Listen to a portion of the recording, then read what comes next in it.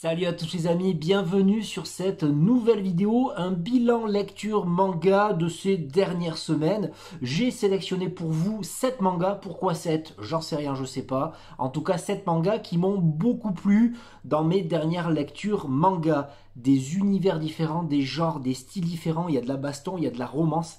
Il y a un peu de tout, je vous montre ça en détail, je vous en parle très vite, de suite après le générique.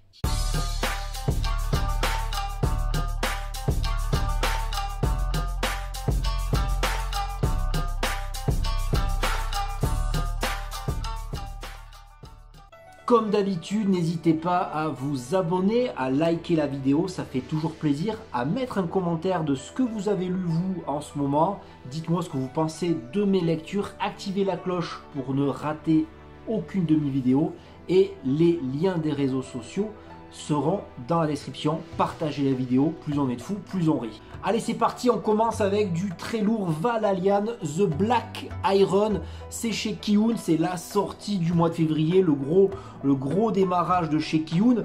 On est sur du 13e siècle. Voilà, on commence avec du 13e siècle au Japon. Un samouraï, gros samouraï bien badass, qui a participé à une guerre terrible. Seulement il est trahi par son gouvernement, il meurt, il crève un peu la dalle, il meurt de faim avec son fils. Et puis comme par magie, il s'endort. Et puis il se retrouve transporté au Valhalla, là où les guerriers se rassemblent, les plus grands guerriers du monde se rassemblent. Il est invoqué par une Valkyrie, sauf que le Valhalla est semé de troubles, une guerre terrible fait rage. Une autre Valkyrie a posté sa garnison au niveau de Yggdrasil, l'arbre monde, où on peut, là où on invoque tous les guerriers, et puis à elle invoqué des centurions, des soldats romains, c'est qu'aussi les petites armées, et a mis en esclavage les autochtones locaux. Pour contrecarrer les plans de cette vilaine Valkyrie, l'autre gentille Valkyrie qui est là a décidé d'invoquer un samouraï connu pour être les plus grands guerriers du monde. Alors je pense que par la suite déjà on découvre très vite d'autres guerriers, d'autres civilisations. Je pense à être un gros manga de baston. C'est très bien dessiné. Voilà, j'ai adoré au niveau dessin. J'ai pris une claque terrible. Le côté un peu Valkyrie Apocalypse avec plusieurs générations, plusieurs mecs badass de chaque temporalité qui vont se foutre sur la gueule, ça peut être sympa. C'est très beau. Seulement la fin a été rushée. Le manga s'est terminé abruptement au Japon. Dommage, 6 tomes terminés. En tout cas, dites-moi si vous avez lu en commentaire. Je continue avec là aussi encore un samouraï, mais là on est au 19e siècle, en 1868. Et c'est Mibu Gishiden, édité par Mangetsu. Alors plus de 10 tomes sortis au Japon. J'ai compris que c'était le dessinateur de Mother Sara. Mibu Gishiden, c'est quoi? C'est un membre du Shinsengumi, cette police secrète chargée de protéger Kyoto au milieu du 19e siècle. Seulement, il est fort, il est lettré, il est hyper intelligent, mais seulement pour une fois, et là je trouve ça original, c'est pour ça que je vous en parle, c'est que ce monsieur qui s'appelle Kanishiro Toshimura est attiré uniquement par l'argent. Voilà, uniquement par l'argent. Donc honneur, fierté, on met ça de côté. Ce monsieur, et puis direct au début du manga, il a carrément fui le combat. Il veut vivre. Il a fui le combat, il n'a aucune intention de se donner la mort. Il veut rejoindre sa famille et son enfant. Il veut absolument vivre. Donc il se réfugie dans l'ancien clan auquel il appartenait, sauf que ça ne se passe pas comme il imaginait. L'honneur, la fierté, le seppuku va le rappeler.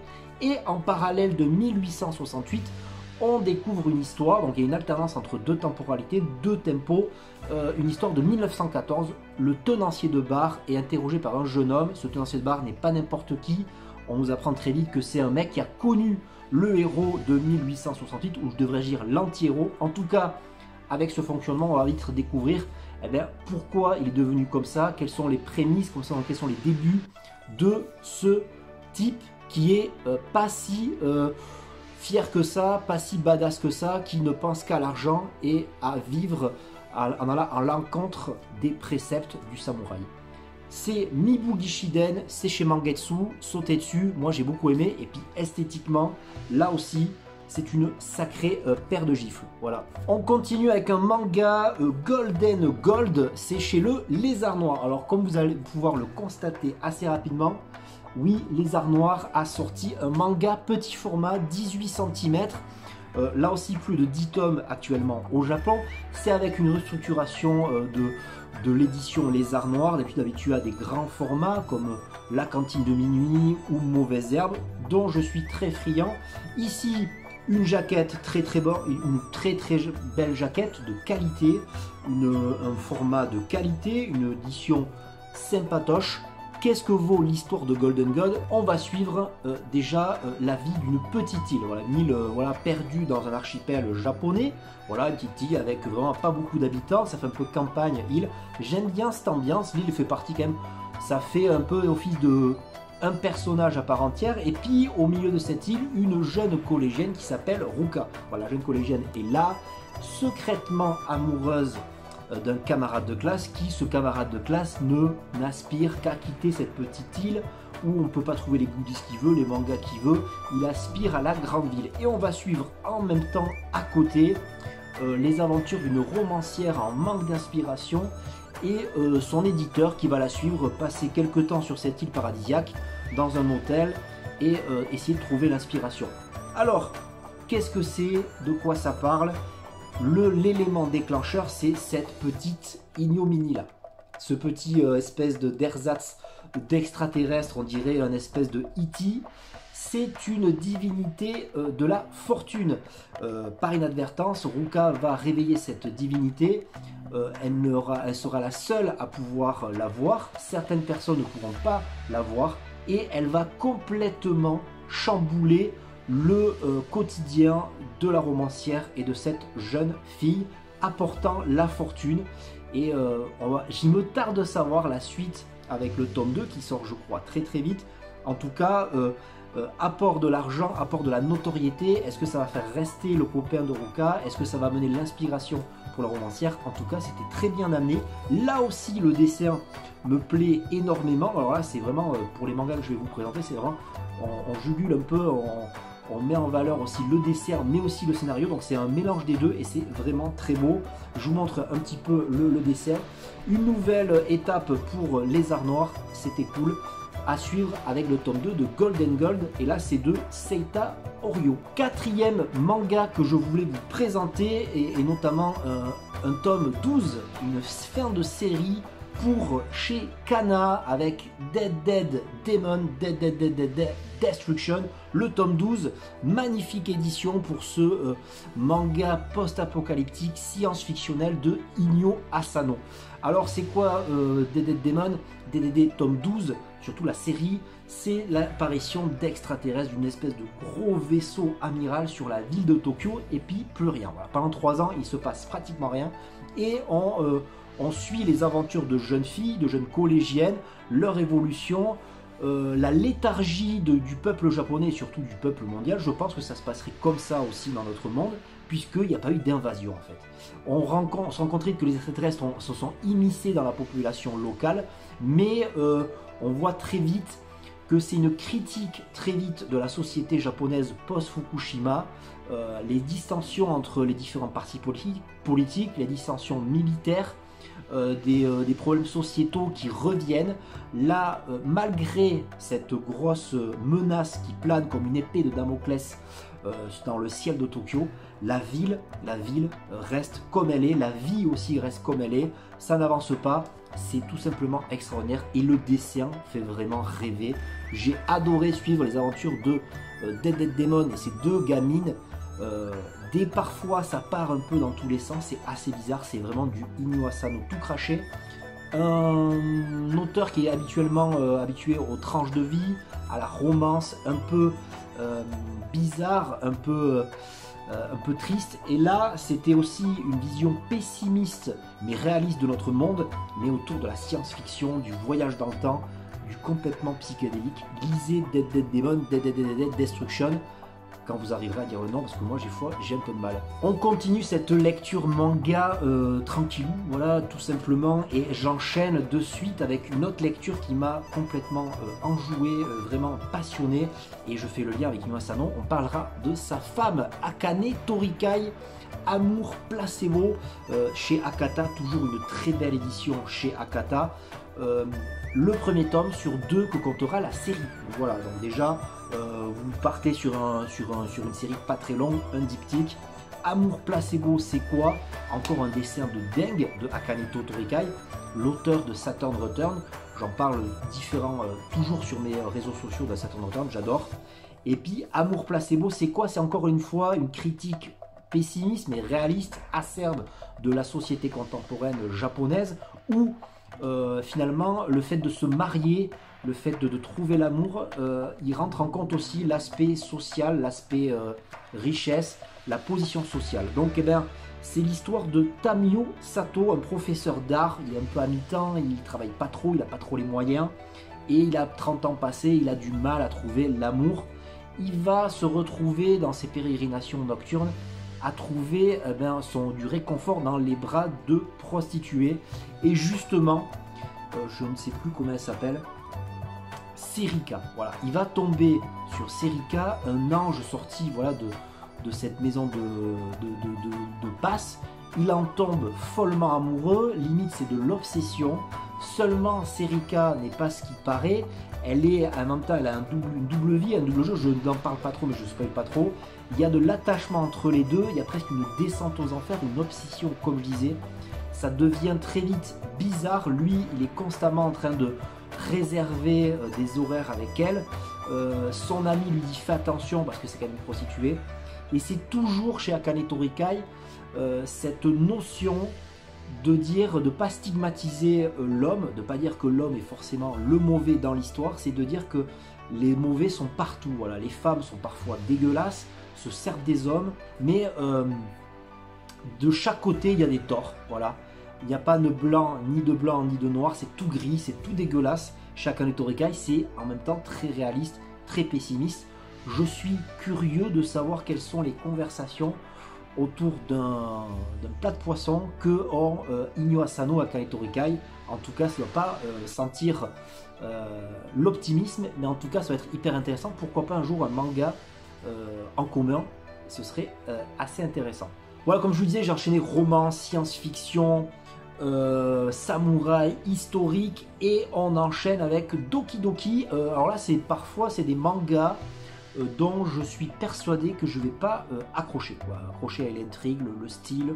Et puis c'est The Dark Saint. Voilà, déjà le héros s'appelle Russell. Voilà, Russell. Je trouve ça assez original. Alors départ le synopsis c'est pas très original. Ce sont 4 orphelins. Voilà, dans une orphelinat, ils se bagarrent, ils se fritent. Il y a des petites amourettes et seulement voilà, ce personnage principal qui est là tout petit depuis le début veut devenir un héros. Il est en compétition avec son camarade dans l'orphelinat, les deux veulent devenir des héros et pourquoi pas former une équipe qui vont faire des donjons. Ça ressemble un peu à du RPG, du jeu vidéo avec des classes, montage de niveaux et tout ça. Et donc le monde de fantastique, de fantasy qui régit ce monde du manga s'appelle le culte du soleil. Et arrivé à la majorité, le culte du soleil c'est un mec quand même haut placé, genre un archevêque, qui décide quelle classe de personnage sera telle personne. Voilà, il n'y a pas de choix, il n'y a pas de... On ne dit pas, voilà, c'est le culte du soleil qui dit, toi tu seras ça, tu seras ça, tu seras ça.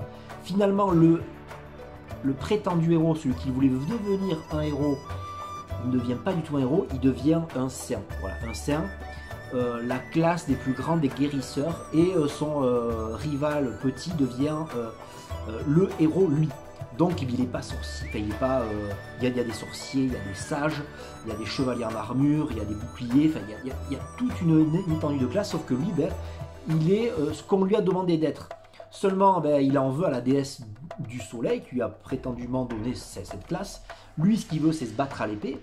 Et très vite, et là où j'ai trouvé le truc très original, le manga très original, c'est qu'ils font équipe et très vite, son rôle de guérisseur, puisque les autres classes au bout de quelques niveaux, ils arrivent à avoir quelques skills en guérison et tout. Et puis de suite, il est très vite mis sur le côté et vite viré de groupe. Je trouve ça un peu dégueulasse. Je trouvais ça un peu abusé que le mec soit vite éjecté du groupe. Seulement, lui, eh bien, il va faire preuve d'abnégation. Il va faire preuve de courage et dépasser sa condition de saint, se remettre à l'épée et créer à ce moment-là une nouvelle classe. Je ne sais pas si j'arrive bien à m'expliquer. Il va aller au-delà de ce qu'on lui a dit d'être et puis il va être ce qu'il veut lui. Et ça, c'est intéressant. Donc, acquérir toutes les classes de guérison de sa classe primaire et aussi devenir une machine à l'épée en compagnie de ce personnage un petit peu grivois qui fait sidekick un peu humour. C'est très intéressant et là aussi un dessin assez cool, assez basique, ce que je fais souvent Doki Doki entre Isekai et Fantasy. C'est dans la même veine que sa ligne éditoriale, mais pour une fois j'ai bien accroché comparativement à d'autres mangas comme Isekai Anime Studio qui m'ont pas plu. The Dark Saint à découvrir, série en cours au Japon actuellement. Et je termine cette vidéo avec un plus grand format que les autres mangas que je vous ai présentés depuis le début. C'est de Lee Lung Chie. Je l'ai rencontré à Angoulême. J'ai eu le droit à une dédicace que je vous montre de suite. Voilà. Il s'agit du manga Koshinga. Voilà, Koshinga édité par Nazca. Une grande édition comme ça, alors pas comparativement à un Dark Saint, voilà, on est à peu près là-dessus. C'est sous-titré 1661, un manga historique de bagarre épique sur l'histoire de Taïwan, de l'auteur est originaire de Taïwan, donc il parle de son propre pays, Taïwan. Au débue, je me suis dit, qu'est-ce que j'en ai à foutre de l'histoire de Taïwan et surtout du XVIIe siècle? Est-ce que je vais prendre du plaisir? Voilà, je vais être honnête avec vous, est-ce que je vais prendre du plaisir? C'est l'auteur de Itophobia, donc Itophobia c'est un manga sur la peur des poissons et c'est un manga muet, il n'y a pas de bulle, mais j'ai trouvé un côté très très beau, le dessin est magnifique. Voilà, il y a des belles planches de bagarre, je vais vous montrer tout ça. Vous voyez, il y a souvent des doubles pages comme celle-ci, c'est assez bien amené.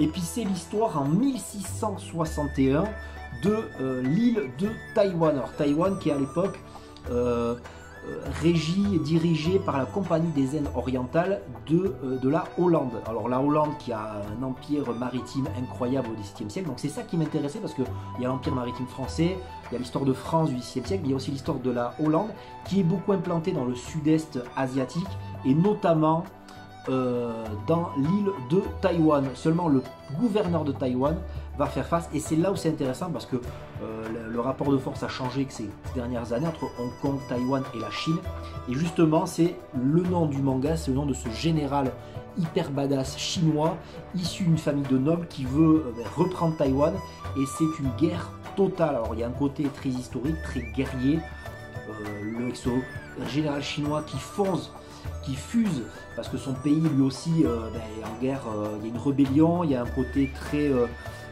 le pays est coupé en deux. Lui ce qu'il veut c'est prendre Taïwan pour se reformer et reprendre la Chine. Il y a un côté très politique, très stratégique, très diplomatique et il y a aussi un côté religieux, voilà, parce que Taïwan c'est pas du tout, avec la Chine c'est pas du tout la même religion catholique que les Hollandais. Il y a un côté prêtre, il y a un côté incitation à changer de religion. C'est très très bien amené, j'ai beaucoup aimé. Au début, comme je disais, difficile parce que j'avais un peu de mal à me dire mais est-ce que ça va m'intéresser, et puis finalement c'est une partie du monde qui est en plein changement, en pleine expansion, et puis aujourd'hui Koshinga fait partie des espèces de divinités de Taïwan. De là, une belle édition, un manga qui fait office d'histoire, un manga assez propre esthétiquement, très bien amené. Il me tarde d'avoir la suite. Je crois qu'il y a un autre manga qui est sous-titré 1624. Je crois que Nazca me dira dans les commentaires s'il regarde cette vidéo. En tout cas, une belle édition. On est sur du 10 balles. Voilà, 10 balles et il y a c'est à peu près du 300 pages. Donc voilà. Foncez pour ceux qui sont amoureux des batailles épiques, du côté historique et de la bagarre. Et voilà, des jolis dessins. Cette vidéo dure déjà depuis 20 minutes. Elle a assez duré. J'espère qu'elle vous a plu. Je vous ai présenté 7 mangas, des genres, des styles, des univers différents. J'espère que ça vous a plu. N'hésitez pas dans ce cas-là à me dire ça en commentaire. N'hésitez pas à mettre un pouce bleu si ça vous a plu. N'hésitez pas à vous abonner si vous voulez suivre les autres vidéos, à activer la cloche, à partager les vidéos. Comme je vous dis au début, les liens des réseaux sociaux seront dans la description. J'espère vous avoir donné envie de lire ces mangas. Dites-moi vous ce que vous avez lu. Et à très bientôt pour de prochaines aventures. Lisez des mangas. Comme dirait l'autre, à plus dans le bus.